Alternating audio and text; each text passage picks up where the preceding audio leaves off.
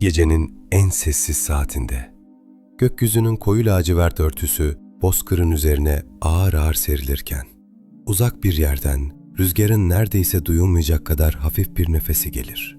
Bu nefes, binlerce yıllık bir serüvenin ilk işaretidir.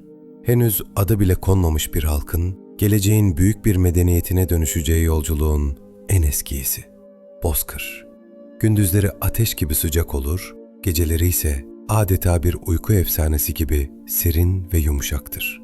Ay, gökyüzünde ince bir hilal şeklinde durur ve hilalin altında toprağın üzerinde kısa aralıklarla dizilmiş izler görünür. At nalı izleri.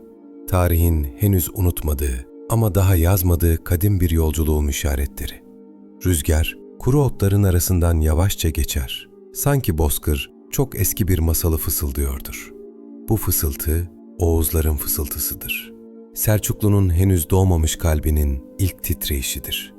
Göçebe çadırlarının bulunduğu küçük bir oba, gecenin derin sessizliğinde hafifçe dalgalanan keçeden çadırlar ay ışığıyla soluk bir şekilde aydınlanır.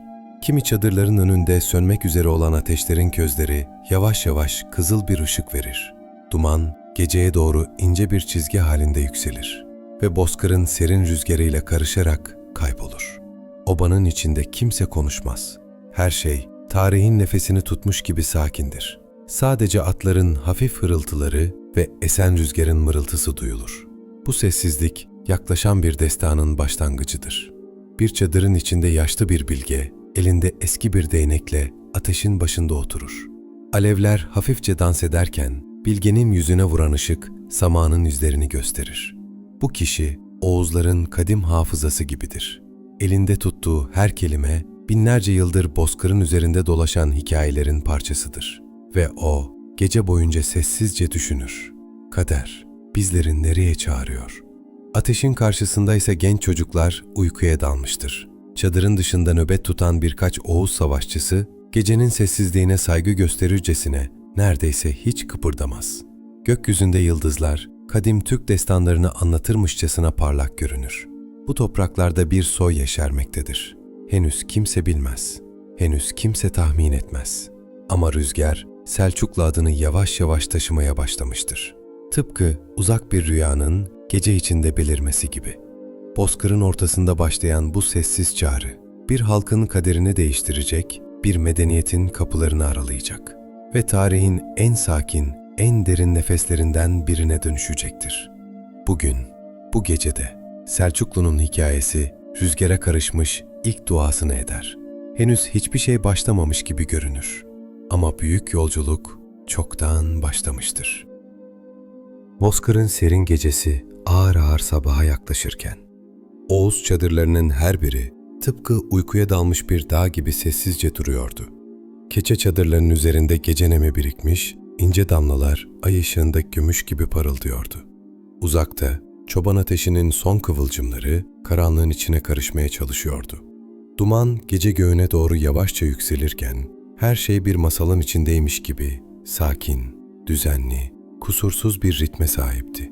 Bu çadırların arasında bir tanesi vardı ki, tarih o çadırın kapısında durur, içerideki çocukların nefesini dinler gibi görünürdü.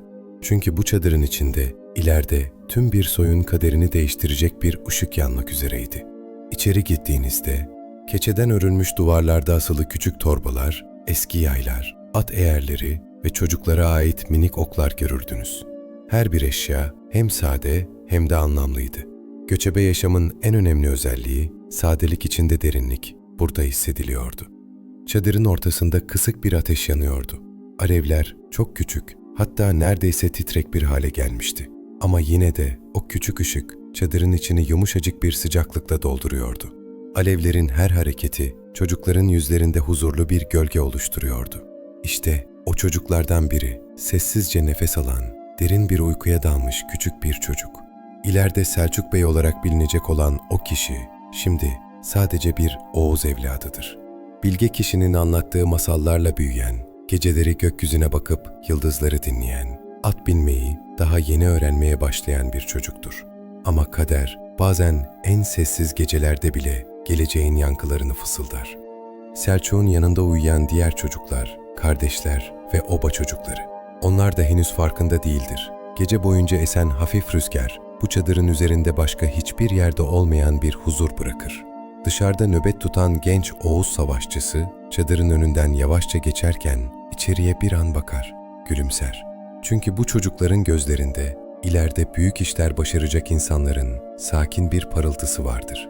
O sırada yaşlı bilge, çadırın biraz uzağında oturmuş, yerdeki izleri inceliyordu. Toprağın kokusunu, rüzgarın sesini dinler, gökyüzüne bakar, yıldızların dizilişini okurdu ve o anda kendi kendine fısıldar.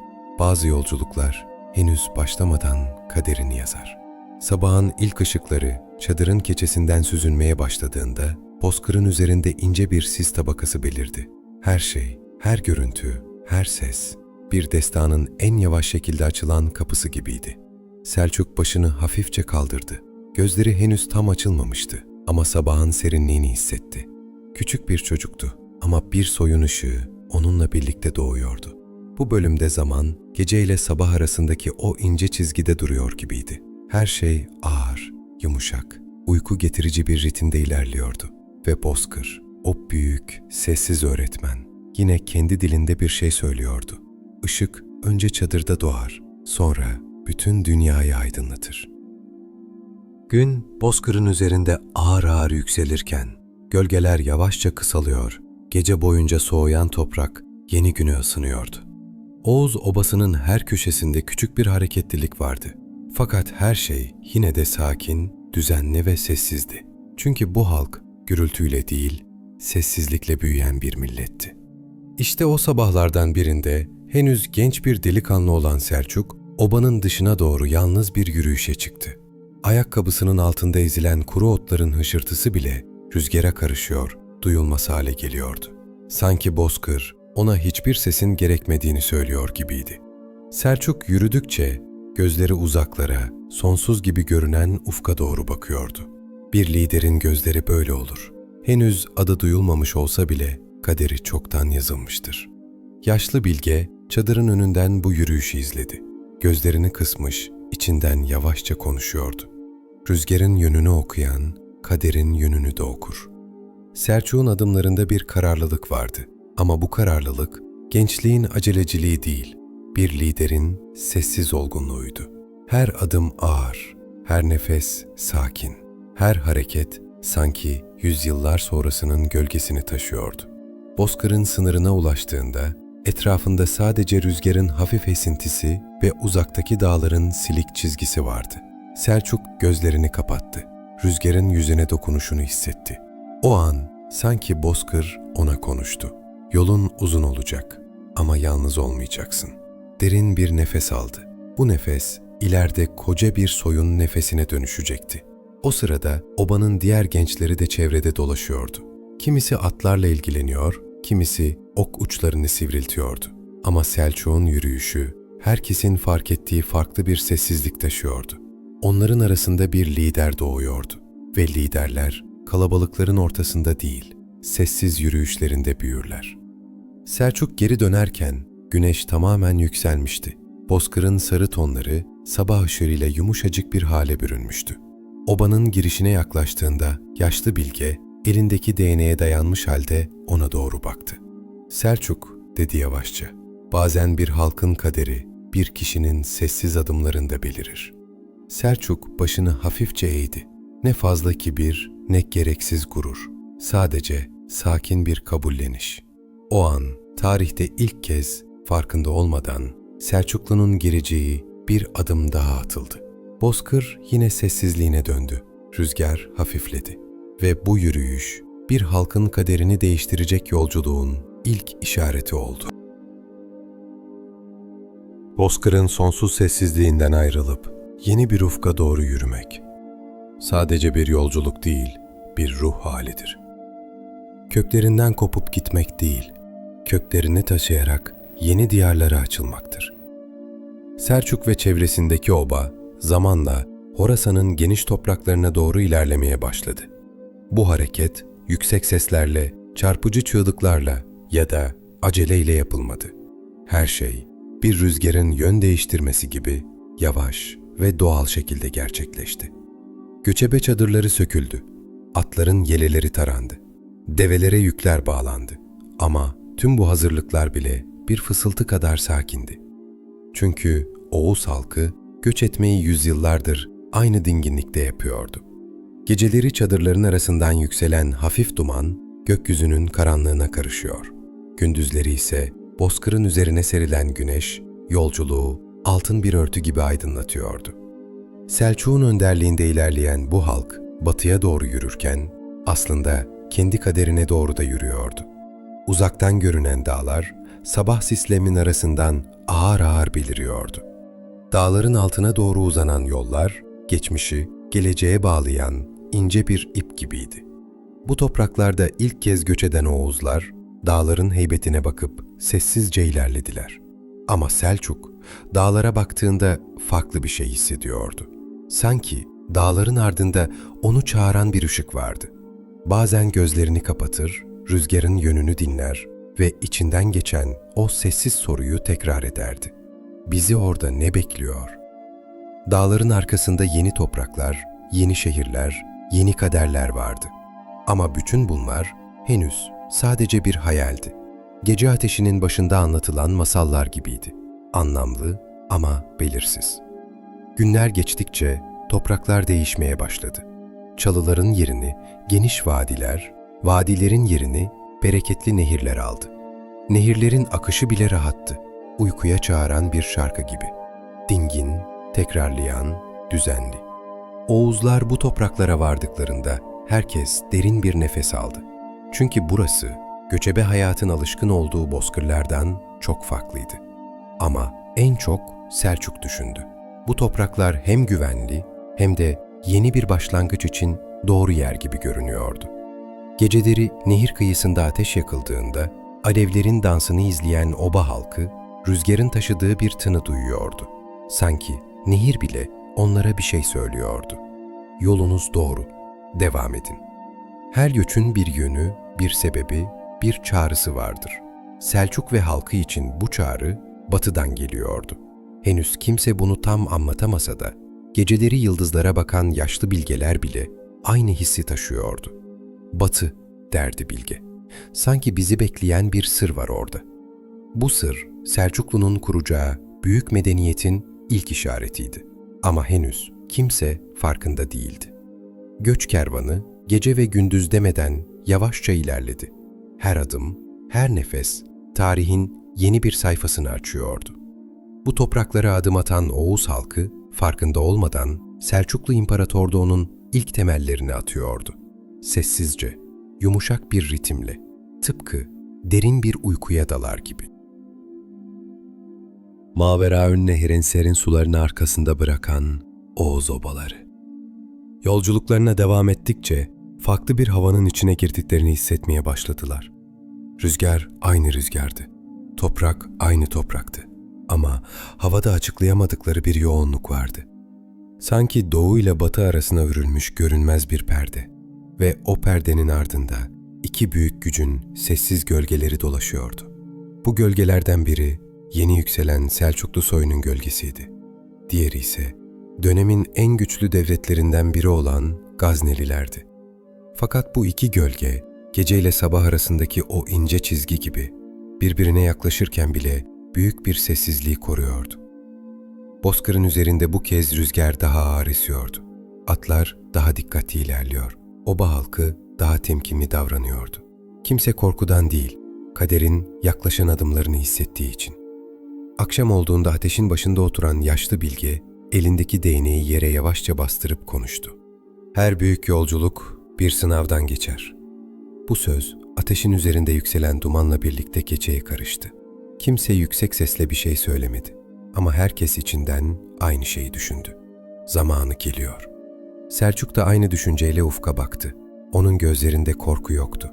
Yalnızca derin bir dikkat ve büyük bir liderin sezgisi. Yolculuk ilerledikçe çadırlar daha düzenli kuruluyor, nöbetçiler daha uyanık duruyordu. Ama yine de her şey uyku ritmini bozmayacak kadar sakin ve yavaştı. Gazneli topraklarına yaklaştıklarında hiçbir çarpışma olmadı. Hiçbir kılıç çekilmedi. Hiçbir bağırış duyulmadı. Sadece iki büyük halkın tarihin sessiz sahnesinde birbirini uzaktan yoklayışı vardı. Gaznelilerin ağır orduları, Selçuk'un hafif ve akıcı Oğuz süvarileri. Birbirini savaşla değil, sessizlikle tartıyordu. Bu sessizlik, bir fırtına öncesi gerginliği değil, tarihin kendi ritminde ilerlediği derin bir durgunluktu. Bir akşamüstü, güneş dağların arkasında kaybolmaya başlayınca, gökyüzü yumuşak turuncu tonlara büründü. Bu ışık altında Selçuk obanın ortasında durdu ve çevresine baktı. Yolun nereye uzandığını, halkına nelerin lazım olduğunu, kiminle barışması, kiminle mücadele etmesi gerektiğini, her şeyi sessizce düşündü. Sonra yavaşça, sadece en yakınlarına duyulacak bir tonda konuştu. Biz kimsenin düşmanı değiliz ama yolumuz bizi nereye götürürse orada durmaya devam edeceğiz. Bu söz Selçuklu tarihinin ilk büyük kararlarından biriydi. Bir göçebe liderinin ağzından çıkan bu sakin cümle, ileride devlet olmanın temelini oluşturacaktı. O gece rüzgar farklı esti. Ne hızlı, ne sert ama derin bir anlam taşıyan bir esintiydi. Ateşin üzerindeki alevler hafifçe dalgalandı. Gökyüzündeki yıldızlar bozkıra biraz daha yakın duruyor gibiydi. Gaznelilerle yaşanacak olan şey henüz başlamamıştı. Ama tarih her şeyin başlamasını sabırla bekliyordu. Oğuz halkı ise farkında olmadan bir kırılma anına çok yaklaşmıştı. Bu bölüm burada biterken rüzgar bozkırın üzerinden yumuşak bir fısıltı taşır. Her yolculuk bir kapıyla sınanır. Selçuk ve halkı o kapıya neredeyse varmıştı. Horasan ufuklarının üzerinde sabah ışığı sessizce yayılırken, obanın içinde yumuşak bir hareketlilik vardı. Atların nefesleri buğulu bir sis gibi havaya karışıyor, çadırların üzerindeki gece damlaları güneşin yumuşak ışığıyla parlıyordu. O gün, o günlerden çok farklıydı. Çünkü Selçuk'un oğullarından Çağrı Bey, uzun zamandır hissettiği o derin çağrıyı artık daha fazla içinde tutamayacaktı. Geceler boyunca rüzgar ona bir yön gösterir gibi esmiş. Yıldızların dizilişi uzak bir diyara işaret etmişti. Anadolu'nun henüz kimsenin adını bilmediği vadileri, kayalıkları, ovaları. Sanki onu sessiz bir davette bekliyordu. Çağrı Bey sabahın ilk ışığında atının yanına geldi. Elini atın yelesine yavaşça sürdü. Hayvan neşeyle başını kaldırdı. Sanki o da bu yolculuğun başka türlü bir kader taşıdığını biliyordu. Yaşlı bilge çadırın önünden onu izledi. Hiçbir şey söylemedi ama bakışlarının içinde çok şey vardı. Gurur, merak ve geleceğin sessiz bilgisi.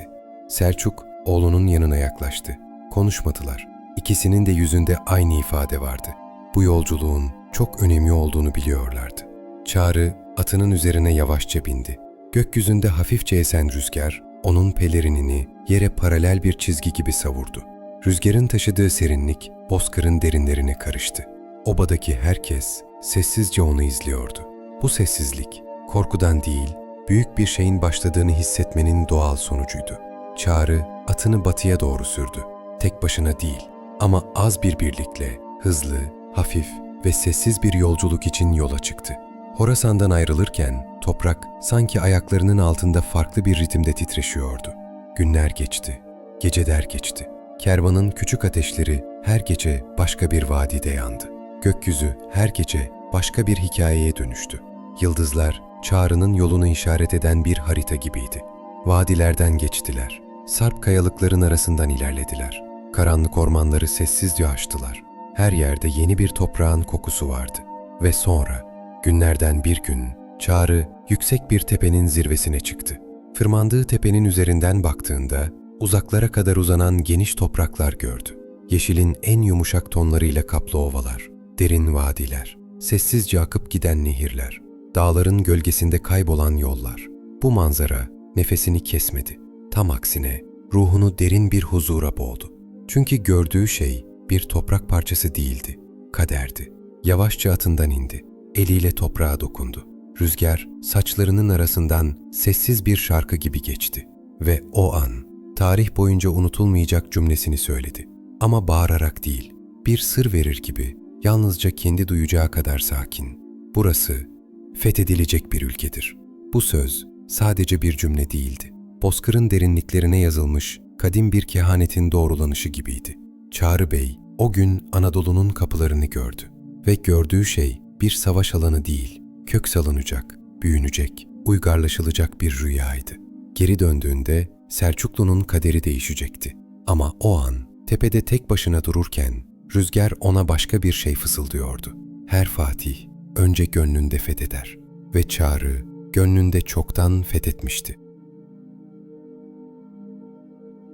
Çağrı Bey'in Anadolu'dan döndüğü gün obanın üzerinde farklı bir ışık vardı. Güneş aynı güneşti, rüzgar aynı rüzgardı. Ama havada anlatılması zor bir ferahlık hissi dolaşıyordu. O gün Selçuklu halkı yalnızca bir keşiften dönmüş bir lideri karşılamıyordu. Tarihin büyük bir kapısının aralandığını fark etmese bile hissediyordu.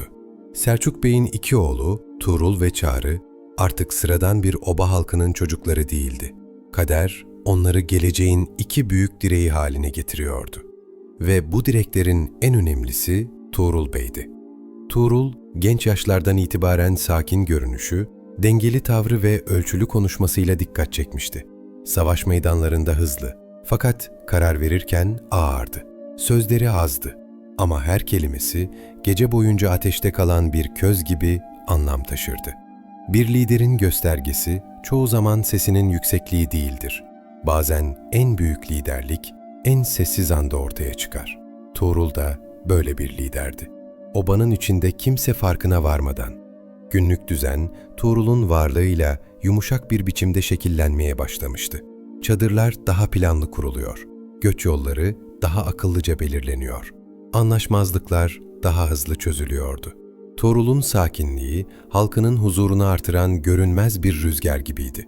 Bir gece bilge kişi Selçuk Bey'in çadırına geldi. Dışarıda rüzgar çadırın keçe duvarlarını hafifçe titretiyor, içeride ateşin küçük alevleri ikisini de yumuşak bir ışığa boyuyordu. Bilge ağır ve yavaş bir sesle konuştu. "Beyim, halkınız çoğalıyor, topraklarınız genişliyor. Kader artık göçebe bir oba değil, bir devlet olmanızı istiyor." Selçuk uzun süre cevap vermedi. Ateşin çıtırtıları ikisinin de düşüncelerine eşlik ederken yaşlı lider gözlerini ateşten ayırmadan sessizce söyledi. "Devleti kim omuzlayacak?" Bilge gülümsedi. Cevabı belliydi. "Oğlunuz Tuğrul. Sessiz ama sağlam bir omurga gibidir. Devlet önce omurga ister. O omurga da Tuğrul'dur." O gece verilen karar Selçuklu tarihini kökten değiştiren bir karardı. Ama kimse bağırmadı. Ne davul çalındı, ne ok atıldı. Her şey bir ateşin sönüşü kadar sessizdi. Ertesi gün Tuğrul'a bu karar bildirildiğinde yüzünde gurur değil, sorumluluk vardı. Bir liderin omuzlarına yüklenen en ağır şey taht değil, görevdir. Tuğrul bu görevi kelimelerle değil, hafif bir baş selamıyla kabul etti. O andan itibaren göç düzeni Tuğrul tarafından planlandı. Halkın ihtiyaçları onun sakin aklıyla çözüldü. Obanın güvenliği onun sessiz gözetimi altında sağlandı. Her geçen gün Selçuklu topluluğu biraz daha devlete benzemeye başladı. Tuğrul'un en büyük özelliği düşmanı yenmek değil, düzensizliği yenmekti. Çünkü devlet savaşta değil, düzenle kurulur. Obadaki herkes zamanla fark etti. Yollar daha güvenli, göç yolları daha kısa, kış hazırlıkları daha planlı, komuta zinciri daha düzenli hale gelmişti. Bu küçük düzen dokunuşları yıllar içinde Selçuklu'nun büyük bir medeniyete dönüşmesinin temelini atacaktı. Tuğrul Bey, kelimenin tam anlamıyla Selçuklu'nun omurgasıydı. Geceleri ateşlerin etrafında oturulurken kimse tarih yazıldığını fark etmiyordu. Ama rüzgar her zamanki gibi biliyordu. O, sessizce oba çadırlarının arasında dolaşırken gelecekte güçlü bir devletin doğacağını fısıldıyordu. Tuğrul'un adı artık sadece bir insan değil, bir sorumluluk, bir düzen, bir devlet anlamına geliyordu. Ve Selçuklu'nun hilali henüz doğmamış olsa bile ufukta belirmeye başlamıştı. Horasan'ın geniş topraklarında güneş çoktan batmış. Gökyüzü morla lacivert arasında ince bir çizgiye dönüşmüştü. Yıldızlar gece göğünün üzerine birer birer yerleşirken, uzaklarda yükselen kum tepeleri gölge haline bürünmüş dev figürler gibi görünüyordu. Selçuklu ordusu o gece sessizdi. Ateşler düşük yanıyor. Kazanın içindeki su hafif hafif buhar çıkarıyor. Askerlerin nefesleri soğuk havayla buluşunca ince bir sis olarak yükseliyordu. Yaklaşan bir savaş vardı. Ama Selçuklular savaşın kendisini değil, savaş öncesi gecenin sessizliğini yaşıyordu. Bu sessizlik korkunun değil, kaderin sessiz bir kabullenişinin sonucuydu. Obanın merkezinde yanan küçük bir ateşin çevresinde Tuğrul ve Çağrı Bey sessizce oturuyordu. İkisi de konuşmuyordu. Kelime gereksizdi. Yılların kardeşliği, düşünceleri kelimesiz de birbirine taşıyordu. Ateşin çıtırtıları, gece rüzgarının çadır bezlerine hafifçe vurması, atların arada bir çıkardığı derin nefes sesleri, hepsi birlikte geceyi bir uyku melodisine dönüştürüyordu. Yakınlarda nöbet bekleyen askerler, ellerindeki mızrakları yere dayayıp gökyüzüne bakıyordu. Kimse savaş düşünmüyor, kimse yarını hayal etmiyordu. O gece herkes yalnızca şimdinin içinde, gecenin sakin ritmine kapılmıştı. Ateşin diğer yanında yaşlı Bilge yavaş adımlarla yürüdü. Yüzünde ışığın titreşen yansımaları vardı. Tuğrul'un yanına geldiğinde çok yavaş bir sesle, ninni söyler gibi şöyle dedi: "Kader en çok geceyi sever. Çünkü gece kararların sessizce büyüdüğü vakittir." Tuğrul başını hafifçe eğdi. Hiç konuşmadı. Bilge elindeki değneği toprağa yavaşça bastırdı. O bastırış neredeyse duyulmayacak bir sesti. Ama anlamı çok büyüktü. Yarın halkın kaderi değişecek. Ama unutma evlat, savaş zaferi getirir. Düzense devleti yaşatır. Bu söz gecenin sisli havasına karıştı. Giden rüzgarla birlikte tüm orduya yayıldı sanki. Gece boyunca askerler konuşmadı. Kılıçlarını bile bileylemediler. Çünkü o ses bile geceyi bölmeye yetebilirdi. Her asker kendi içine döndü. Biri ailesini düşündü. Biri çocukluğunda duyduğu masalları. Bir diğeri yarının ne getireceğini bilmeden gökyüzündeki en parlak yıldıza baktı. Ve hepsi aynı duyguya sahipti. Sakin bir kararlılık. Bu kararlılık atların yelesine dokunan rüzgar kadar hafif ama çelik kadar sağlamdı. Dandanakanın çevresindeki toprak gecenin soğuğunda sertleşmişti. Ama bu toprak çok yakında tarihin en önemli anlarından birine tanıklık edecekti. Toprak bile bu geceyi, gelen fırtınayı bekleyen bir bilge gibi sessizce dinliyordu. Kumların üzerindeki her iz, at nalı işaretleri, ateş küllerinin bıraktığı yuvarlak gölgeler, hepsi birer işaretti. Bu gece büyük bir şey hazırlanıyordu. Ama hiç kimse acele etmiyordu. Çünkü bazı zaferler kılıçlarla değil, gecenin sakinliğinde doğan kararlılıkla kazanılır.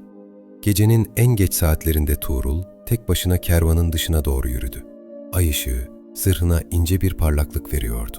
Durdu, başını gökyüzüne kaldırdı ve kendi kendine şöyle fısıldadı: "Biz rüzgarın çocuklarıyız ama yarın toprağın sahibi olacağız." Bu söz bir savaş narası değildi, bir haykırış hiç değildi. Bu söz bir liderin kendi kaderine sessizce attığı mühürdü. Rüzgar bu cümleyi alıp uzaklara taşıdı. Sanki gece o cümleyi ezberleyip sakladı. Ateşler sönmeye başladı. Alevlerin yerini usulca tüten duman aldı. Çadırların içinde herkes derin bir uykuya daldı. Yarın tarihin akışı değişecekti. Ama şimdi sadece gece vardı. Derin, dingin, kadim bir gece. Ve baba gecenin kalbinde tüm Selçuklu halkı uykuyla kader arasındaki en sessiz anı yaşıyordu. Dandanakan gecesinin ardından sabah oldu. Ay kayboldu. Yıldızlar söndü. Gecenin tüm gölgeleri yavaş yavaş güneş ışığının altında eridi. Ama bu sabah her sabah gibi değildi. Bozkırın üzerindeki hava bile değişmişti. Toprak daha sıcak, rüzgar daha kararlı esiyordu. Sanki doğa bile Selçuklu'nun kaderindeki bu büyük değişimi onaylar gibiydi. Savaşın sonucu çoktan belli olmuştu.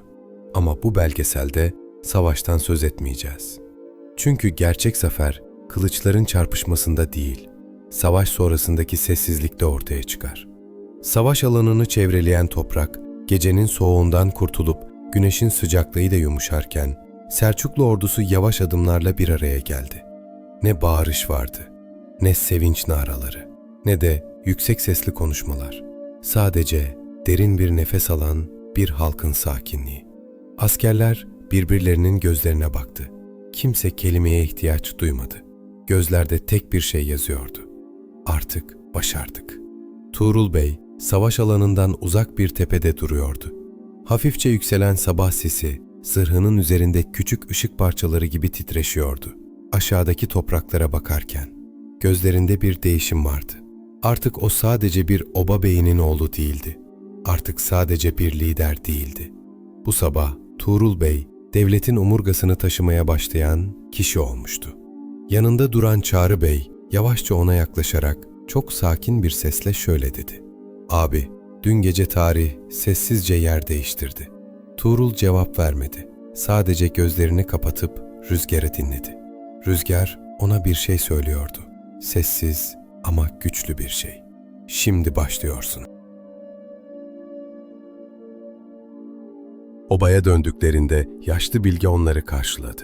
Yüzünde derin bir bilgelik vardı. Selçuk Bey hayatta olsaydı gurur duyardı. Ama şimdi görev oğullarındaydı. Bilge değneğini yere yavaşça 3 kez vurdu.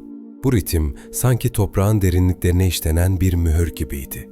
Ve yumuşak, neredeyse fısıltı gibi bir sesle söyledi. "Bugün Selçuklular artık göçebe bir halk değil, bir devlettir." Bu sözler havaya karışırken toprak bile bu gerçeği kabul etmişçesine titredi. O an Büyük Selçuklu Devleti doğmuştu. Sessizce, gösterişsizce ama tarihin akışını değiştirecek kadar güçlü bir şekilde. Günler ilerledikçe oba değişmeye başladı. Göç yolları daha düzenli çizildi. Çadırlar daha kurumsal bir düzende yerleşti. Komutanlık zinciri belirginleşti. Halk arasında bir güven hissi yayıldı. Rüzgar bile farklı esiyordu. Sanki artık kendine bir yön bulmuş bir halkın nefesini taşıyordu. Geceleri ateşin başında oturan herkes içten içe bir şeyin başladığını hissediyordu. Bir medeniyetin nefesi. Yavaş, derin, köklenen bir nefes. Tuğrul Bey bir akşam atının yanına gitti. Gökyüzünde ince bir hilal vardı.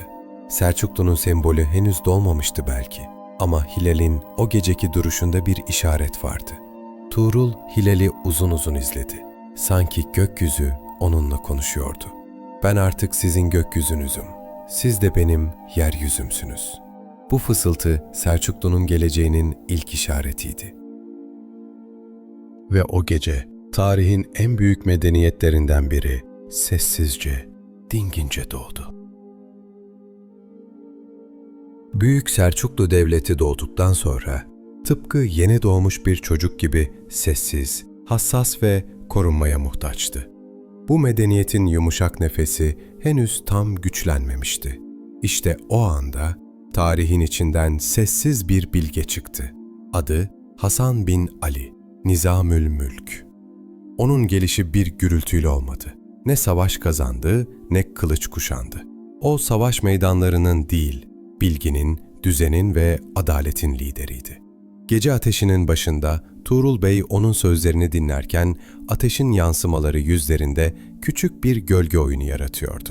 Nizamül Mülk fısıltıyla konuşurdu. "Devlet, beyimin bir ağaç gibidir. Kökü adalettir. Gövdesi düzen. Dalları ise halkın huzurudur." Bu sözler çadırın içinde yankı bulmadan havaya karışır ve geceye bir ninni gibi yayılırdı. O günden sonra Selçuklu'nun her adımı daha planlı, daha ölçülü, daha derin bir anlam taşıdı. Nizamül Mülk yıllar boyunca yalnızca bir vezir olmadı. Selçuklu'nun kalbi, aklı, omurgası haline geldi. Ve onun fısıltıları Selçuklu tarihini bir uyku melodisi gibi sarıp sarmaladı. Horasan'ın sessiz sabahlarında henüz genç bir melik olan Alparslan sık sık yalnız yürürdü. Tıpkı dedesi Selçuk gibi yerine sığmayan bir kaderi omuzlarında taşıdığını hissederdi. Atının yanında durur, yelinin esişini dinler, gökyüzündeki hilale uzun uzun bakardı. Ne zaman Nizamül Mülk onu izlese, bilge bir tebessümle yavaşça şöyle derdi: "Bu çocuk bir gün yalnızca bir hükümdar olmayacak, bir çağın kapısını açacak." Alparslan'ın yürüyüşü bile sakindi. Rüzgar onun adımlarına eşlik eder, bozkırın diliyle ona bir şeyler fısıldardı. Ve her fısıltı tek bir gerçeği söylerdi: büyük işler sessizlikte şekillenir. Alparslan ve ordusu sınır boylarına yaklaştığında karşılarında engin bir toprak uzanıyordu. Dağlar, ormanlar, akarsular ve vadiler. Hiçbirinin sesi yoktu. Ama her biri aynı şeyi söylüyor gibiydi. Gel. Anadolu'nun sessizliği uzun yıllardır kimsenin anlamadığı bir dile sahipti. Bu topraklar sanki yeni bir yurdu, yeni bir başlangıcı kendi kendine çağırıyordu. Nizamülmülk atının üzerinde ilerlerken yavaşça mırıldandı. Burası kaderin kapısı. Alparslan gözlerini kapatıp derin bir nefes aldı. Rüzgar saçlarının arasından geçerken tarihte eşi az görülecek bir anın ilk titreşimleri duyuldu. Anadolu artık kapılarını sessizce aralıyordu. Malazgirt Ovası'nda sabah olurken ufuk çizgisi yumuşak bir turuncu renge döndü. Çiğ damlaları otların üzerinde inci gibi dizilmişti. Selçuklu askerleri henüz uyanmamıştı. Çadırların arasında dolaşan rüzgar yalnızca perdeleri hafifçe dalgalatıyordu. Alparslan çadırından çıktığında hiç acele etmedi. Yavaşça yürüdü, toprağa dokundu, gökyüzüne baktı. Bugün olacaklar tarihin yönünü değiştirecekti. Ama o sanki sıradan bir sabaha karşılar gibi sakindi. Nizamülmülk yanına geldiğinde sadece bir cümle kurdu. Hükümdarım, bugün toprak değil, kader fethedilir. Alparslan gülümsedi. Bu savaşın sonucunu değil, bu sabahın huzurunu taşıyordu yüzünde. Çünkü sabah, her savaşın en barışçıl anıdır. Malazgirt'in o sessiz sabahı, Selçuklu'nun geleceğine atılan en yumuşak ama en güçlü adımdı. Malazgirt'ten sonra hilalin gölgesi Anadolu toprakları üzerinde ilerlemeye başladı. Ama bu ilerleyiş gürültüyle, zorla, yıkımla olmadı. Selçuklu'nun yükselişi rüzgar gibi hafif, ay ışığı gibi yumuşak, su gibi akışkandı. Her şeskihte Selçuklu düzeni, adaleti ve sükûneti yayıldı. Nizamülmülk'ün nizamı, Alparslan'ın cesareti, halkın gönlüyle birleşince hilal gökyüzünde biraz daha yükseldi ve Anadolu'nun ufuklarında artık yeni bir ışık doğuyordu. Bu ışık Selçuklu'nun ışığıydı.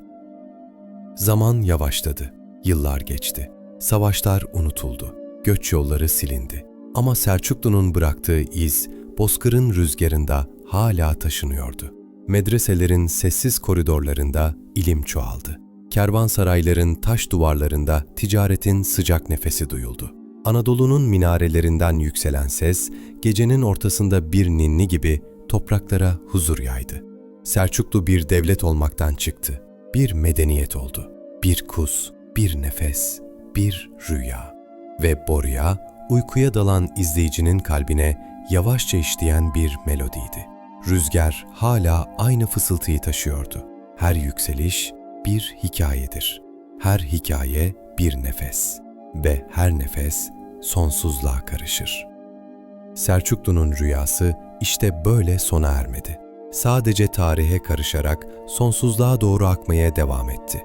Gece derinleşirken bu hikayenin sesi de gitgide yumuşar ve sonunda sadece sessizlik kalır. Selçuklu'nun sessiz mirası.